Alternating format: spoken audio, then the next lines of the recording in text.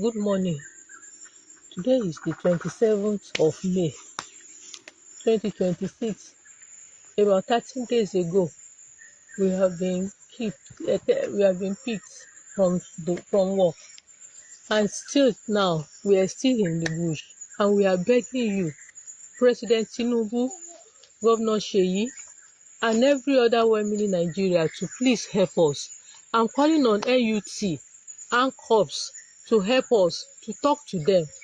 We don't need force. All they have to do is to negotiate with them and release us. We are in the cold. We are under the sun. We are under the rain. The children and the adults as well. Please, we are begging you. We are begging you. Don't let them waste our lives. They are getting impatient and frustrated. Please help us. We are begging you in the name of God. Please help us. Please help us. Please help us. Don't just leave us here. Don't forget us in the bush. Please answer them on time. Please. This does not call for force at all. Please just negotiate with them and dialogue with them. These are the people that were kidnapped recently in Oyo State. You saw when one teacher was beheaded in a live video filmed by this terrorist. And as I speak to you, the federal government have not done anything. It is only the vigilante group that went to confront these people. And they said that they are many and they carry sophisticated weapons that they could even see them from afar. In form of sniper, they can shoot from afar. So I'm recording this video in the evening of Friday, May 29, 2026. Now, Christopher Musa was on Arise News. I republished the video. You saw what he was saying, praising the state of insecurity in Nigeria. Everywhere is becoming safe, that there is no terrorism any longer. I don't know. Christopher Musa is someone that is learned. I don't know the definition of terrorism. I don't know what he's talking about. Then, Tinubu was giving speech for his 3 years, 3 years in office.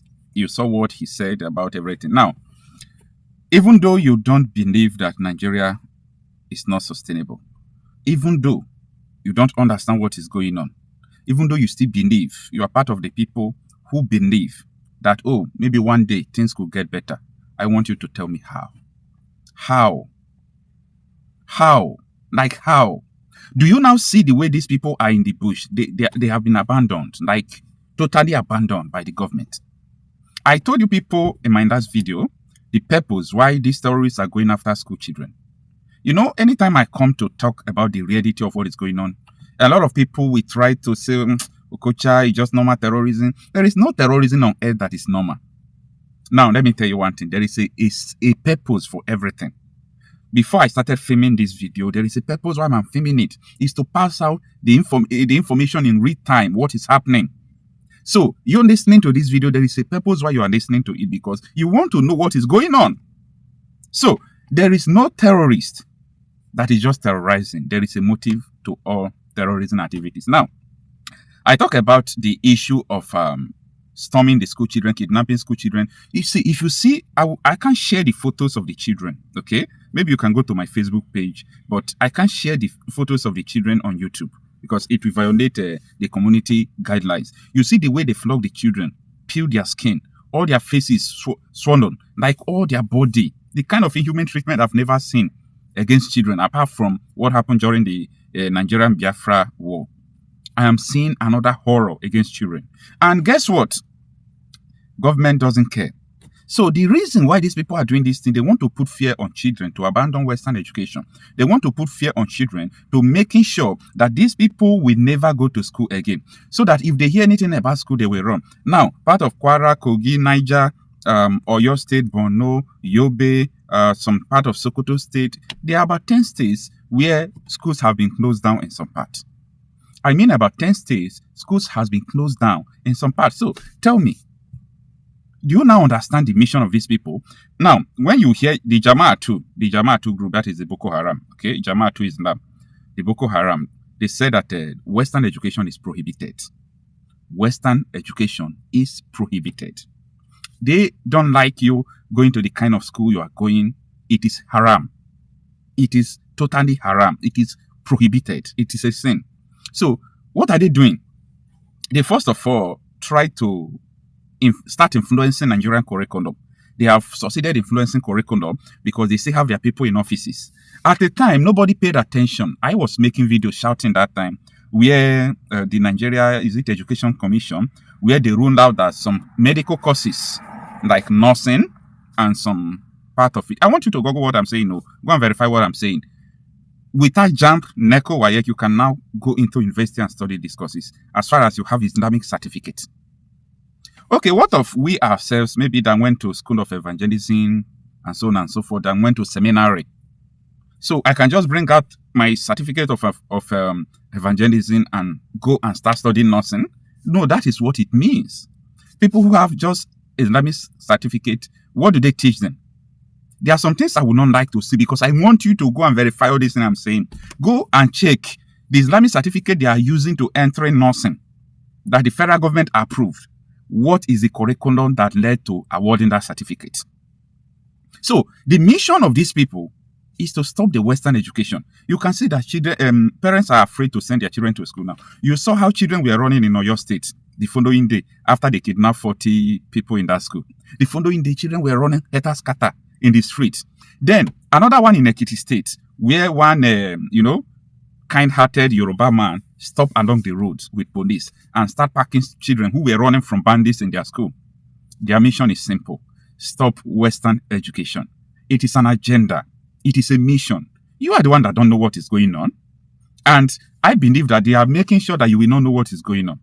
So if they actually, for example, now, they were focusing on the solution to this problem, I will tell you that this problem is supposed to have stopped. But because they are not focusing on the solution, who told you by only carrying gun and shooting people in the bush is the solution? What about people in office who have infiltrated the military and everywhere? How will you solve the problem? How will you solve the problem of massive infiltration that is infiltrating everywhere now? How will you solve this problem? We need a territorial integrity and sovereignty. Every ethnic group in Nigeria, they are now entitled to sovereignty. They need a place to call their own so that they can raise an army and defend themselves. If not, your parents will be raped, your children will be killed, schools will be invaded, and there is nothing the federal government of Nigeria will do. This Islamic regime we have in Nigeria will be careless, even though they see that these people are on rampage, killing people along the street. They can only tell you to defend yourself, folks. There is nothing these people are going to do. I am telling you this so that you will not say that nobody tell you. I'm telling you that when these people will come to your house, house to house, you will see them on video. They will be filmed. They will film themselves. They will be going from one house to the another, filming themselves, killing people. They are planning to do it. They will do it, and nobody will defend you. And that is why I'm telling people, pick up arms. You are 18 years old and above. There is nothing that is wrong with your mentality. I don't know why you don't have gun. I don't know why you are not a member of any vigilante group or national hunter. Any security outfit you must join. Join any security outfit. Register with security outfit so that you will have a registered gun. Have gun. There is a reason why. Have a gun. You might say, pump action is not going to help me against all these sophisticated weapons. Have it now. Have it first. Have it first. Because you don't know where this thing is going to. You don't know where this thing is going to. Now, let me tell you my little experience. Though that all these armed robbers that used to rob, all those small armed robbers, they don't carry sophisticated weapons. Some of them carry pump action and cut-size guns. But that time when we were growing up, they don't come close to our house. You know why? My father have a gun. They don't come close to our house. So if a terrorist or terrorist organization or groups understands that in this community, they have up to 200 men with gun, terrorists will never smell to that community. Terrorists will never smell. These people, they don't have a special kind of tactics. You know their strength? Their strength is because you are vulnerable to attack. You don't have defense. That is their strength. They see you like, this guy is vulnerable, even with knife. Let us not carry gun. Carry knife, you can kill them. No defense. I mean, no defense. So, anytime I'm traveling maybe I'm going out of Nigeria, I must carry my gun to give to a vigilante person as well, who also have a gun, a gun license. There are some people as well, they have license, they don't have, the gun they desire. They just have all those shoot and run. Pump action 8 rounds is also better. So, tell your politicians, those who care, tell your chiefs, tell your people, they need to arm you. They need to arm you. They need to arm you. So, I understand that the vigilantes are still planning some things. I mean, the vigilante in Oyo State too. They are still planning another thing. They are the only people that went to confront these people. Okay? They are the only people that went to confront these terrorists. They exchanged bullets. To God be the glory that none of the vigilante group were killed. So all of them survived. They came back. They tell their stories. According to T.Y. Danjuma, if you're waiting for the police, if you're waiting for the military, you will die one after the other. This is not a cause. We like to talk the reality. So arm yourself to avoid all these kind of stories. And guess what? These people are crying, they are begging now. The government will not come to their aid. God forbid that they plan to kill these people that the terrorists are planning now. If it happens, nobody is still going to talk. They will not hold anybody responsible. Life will just continue to go. Is this the kind of life you people want to live? For me, absolutely no.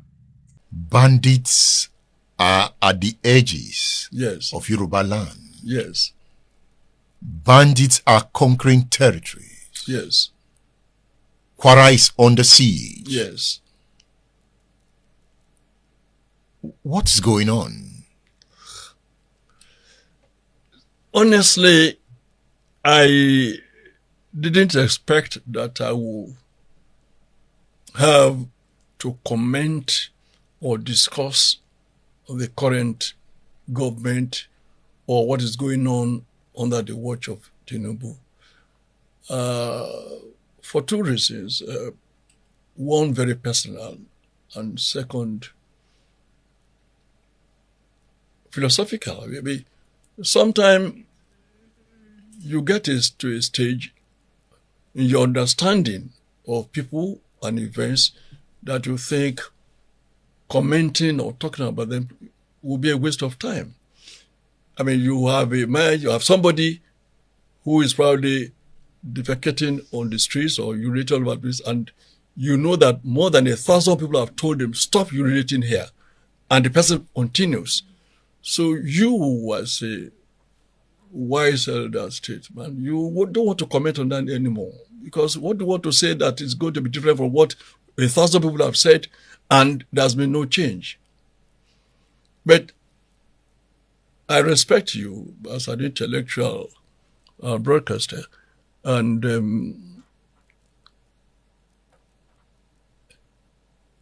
all the leaders of the APC, all the prominent leaders, said it publicly that they invited bandits into this country to drive away Jonathan. So the bandits we have, by their own admission, were created by the APC, were enhanced by APC, were influenced by APC, That's why they will say, some APC leaders or the agents will say, bandits are our brothers. When they repent, we reabsorb them. Now, they told us that they brought bandits. They told us that when bandits needed women, they went to Chibok and gave them 360 girls. Did they say that? Go and research. They admitted, there was no way 360 girls would be taken away from anywhere on earth without government involvement. It's not possible. The logistics. How do you take 360 people from a school, whether in the night or in broad daylight, without agents of government being involved? It's not possible. And we've had Abacha several times being quoted that when insurgency lasts more than a week, government has a hand in it. There's no way where are these insurgents, all these bandits? How could they transport 360 people? How could they? The buses, the whatever, the logistic. Where would they take them to? How would they feed them? How would they close them? It's just not possible for a small organization like bandits to take 360 people. So it was facilitated by people in power. There's no doubt about that. So now the APC is still the government in power. it's difficult. It's difficult for them to chase away their children. Is it intentional or it has gone out of their hands? Out of control. If they brought it. Yes, it was. I mean, Rufai told us when he was still a leader of the APC that that they also paid them, say, please go back to where we brought you from. That even when they paid them, they still refused to go because they enjoyed the patronage they've had. And they continue to stay. And of course, anytime they kidnap or anytime government gives them money, they're empowered to bring in more people.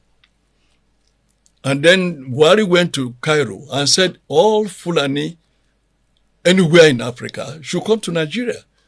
And like I said in one of my commentaries, when he was inviting Fulani from all over the world or from all over Africa to come to Nigeria, he was inviting poor, wretched, criminal Fulanis.